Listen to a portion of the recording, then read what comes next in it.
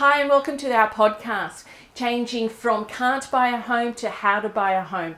We know it's an incredibly unaffordable market, so we're told in today's market. So we want to be able to teach people and educate people so that they can buy a home. That is a great passion of mine. Today I have a very special guest, Laura Woodham. Hi. I went to school with her dad, and after 40 years, I met him at a Business Chamber South event, and we sort of caught up. There, I was told about his daughter's really great saving habits. So I wanted to explore it because this is a sort of person and thinking that you need to do to be able to move forward and actually get a home. So thank you for volunteering to share your information. Thanks for having me. So hopefully you're okay. I'm just going to blast a lot of questions at Laura and we can go from there. So Laura, please just tell us a little bit about yourself. Tell us like where you are. You're still at school, and yeah, just that part first. Yeah. Okay. I'm 17 right now, still in high school, completing the HSCs soon, and in the future I'm planning on having a gap year next year, not going straight to uni, but then right after, I might travel, work a bit in that time, and then right after that I want to go to uni for law. Ooh, Yeah. very interesting. So just when I spoke to your dad was very impressed about how on top of your finances you are. So in perspective, you are a 17-year-old girl. When are you turning 18? Next month. Next month? Yeah. Oh, same with my son. I could tell you the difference between you and my son's pretty different. And just as a rough idea, how much would you have saved?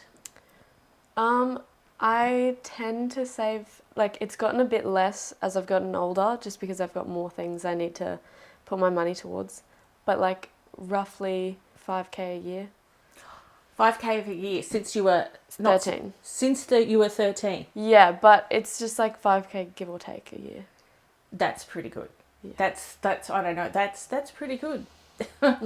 So I guess one of the targets I give people, and I think sometimes it might be a bit hard, is if you finish school and have 10k, you're really on track to be able to do to be able to get a home. So the fact that you would have a fair bit more than that's very impressive. And I guess could you tell me a little bit about how you did it and why you did it? Well, before I could get a job, like when I was really young, I wanted one for a while because at first I just liked the idea of just having money to spend.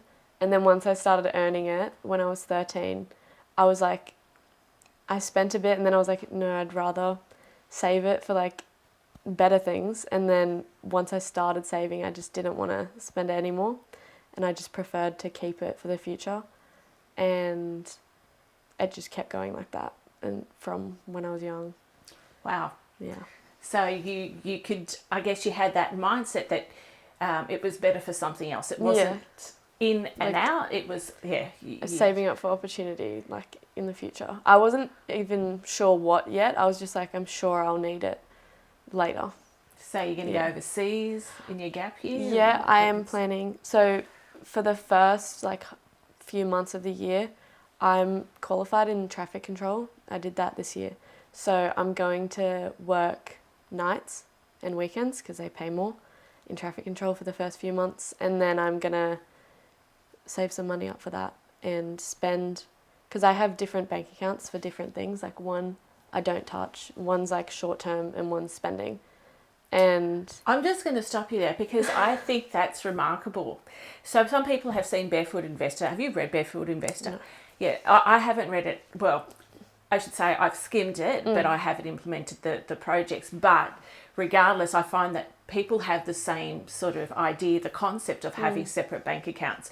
One that you never touch, one that you short-term goals, and the one that, this is my whatever, go out all the time sort of money.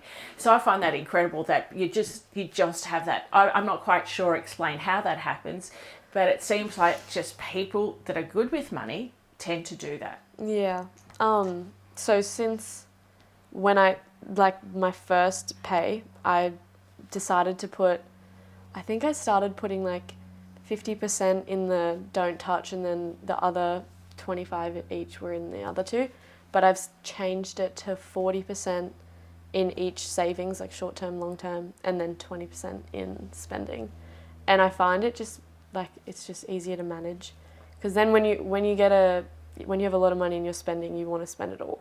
So like if I put less, it feels like I can't spend all of it at once, which I like. Otherwise, I would spend it. So I think that's also really good to clarify that. I think it's very human that anyone, if you have the money there, you would spend it all the time. It's actually, most people put aside, this is not my spend money and this is my spend money. So I think that's a really good concept there. One of the other things I was going to ask you is, what prompted you? Did your parents teach you? How did you actually... Did you just have this and it just came? Well, I don't remember exactly. I think it was both of my parents. They told me to do that bank account thing. And my mum said to just save it all. And then my dad was like, you have to have a little bit to dip into, otherwise you'll want to spend the big amount. And he said, when you think like you only have that spending amount to spend, you live within your means. If you're finding this content helpful, please like and subscribe. It's free for you, but it helps us out a lot. And with that, back to the video. And so if you have all your money in your account, you think you have all that to spend, and it's just hard to organise in your head, so it's better to actually make it impossible to touch the other money that you don't want to spend. Yeah. And what about your friends? They're all similar to you, or? Most of them, a few of them haven't worked until like maybe last year, which is pretty normal, I think. But they all have like savings accounts. They have like usually one saving, one spending. A few have the same like me. So everyone's a bit similar in that way, but it's just, I noticed just some people have different levels of discipline and they might just spend the saving money anyway. But I mean, I have once or twice like dipped into the middle one, the short-term saving. Like when I bought my car, I had to dip into that because I couldn't I had only a little bit of spending. But then as long as you like build it back, then I feel like it's okay. But you just can't get into the habit of dipping into the savings. Yep. Yeah. But that wasn't your do not touch ever one. That was your middle one. I've never touched my do not touch ever one. Yeah. Okay. And so what do you find? So with other people similar to your age group? Yeah. Do they work? Do they spend a lot more money? Like, are you with people that spend the same amount of money? I think all of my friends work, and I would say we spend almost the same amount of money, but like some of them put it towards different things. Like some will put it towards like going out more, and some will put it towards like clothes or something like that, or like experiences versus like tangible things. And like it seems like the same amount of money, but some I feel like it's just not worth spending your money on. But I'd say we all spend around the same amount. I don't know, I just feel like some people aren't as disciplined as others. In like, if I look around my friend circle, like some people would just splash cash everywhere, but some are more like saving. And so how much would you spend on going out, for example, a week? A week. So like on, let's say like food, if I wanted to buy an outfit or something like that, maybe I don't really go out to buy an outfit for everything, but I would say about 100 overall a week. Yep. Oh, that's good. If I had something on every week, then yeah. Yep. Yeah. And of course you're working that and you're still saving, so it's definitely within your means to do that. So, in terms of percentage, what sort of percentage would that be in terms of your earnings?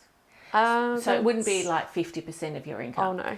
Are we talking about like 10% well, of you? 80 goes into savings anyway. So 20% of my income goes into spending, and then some goes to like fuel and the gym and things like that.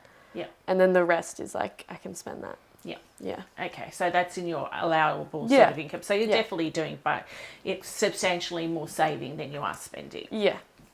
And you're fortunate because you are living at home. Yes. So that's really good. Thank you very much for sharing all those insights. Thank you very much for watching, and I hope that you've got some wonderful wisdom from that and that you save and are able to get a home, please feel free to contact me at any time for any advice and any help in getting a home. Thanks for watching.